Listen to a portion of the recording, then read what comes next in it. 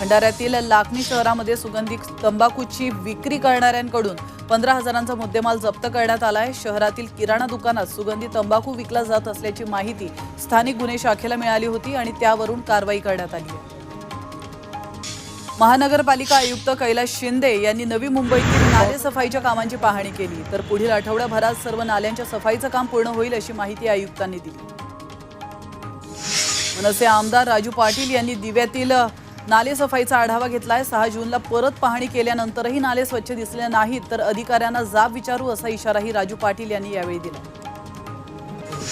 उल्हासनगर महानगरपालिकेने पावसापूर्वी शहरातील धोकादायक इमारतींवर कारवाई सुरू केली आहे। शहरातील 4 अतिधोकादायक इमारती प्रशासनाने पाडल्यात, तर 302 इमारतींना महानगरपालिकेने नोटीस बजावली। नेरूळ उरण रेल्वे मार्गावरील खारकोपर आणि बामणडोंगरी रेल्वे स्थानकातील स्वच्छतागृह बंद आहेत, त्यामुळे प्रवाशांना अमृत नोनी गॅस्ट्रिन, अपचन, ऍसिडिटी, गॅस्ट्रबल ह्यापैकी तुम्हाला कुठलाही गॅस्ट्रिक प्रॉब्लेम झाला, उपाय एकच, अमृत नोनी गॅस्ट्रिन।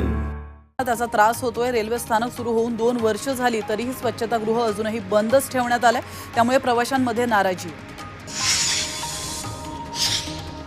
विदर्भात उष्णतेची लाट कायम आहे। चंद्रपूर वर्ध्याचा पारा 45 अंशांपलीकडे गेला आहे, तर नागपूर, अमरावती, गडचिरोलीमध्ये पारा 44 अंशाच्या पुढे पोहोचलाय। यामुळे नागरिक पुरते हैराण झालेले आहेत आणि उन्हाच्या तीव्र झळांमुळे नागरिक दुपारी घराबाहेर पडणं टाळत आहेत। खडकवासला कालव्याच्या पाण्यासाठी इंदापूरच्या कळस परिसरातील शेतकरी आक्रमक झाले आहेत। 30 मे पर्यंत कालव्याला पाणी न सोडल्यास 31 मे रोजी रास्ता रोकोचा इशारा देण्यात आलाय। त्याचप्रमाणे खडकवासला प्रकल्प सिंचन व्यवस्थापन शाखेसमोर आत्मदहनाचा इशाराही देण्यात आला।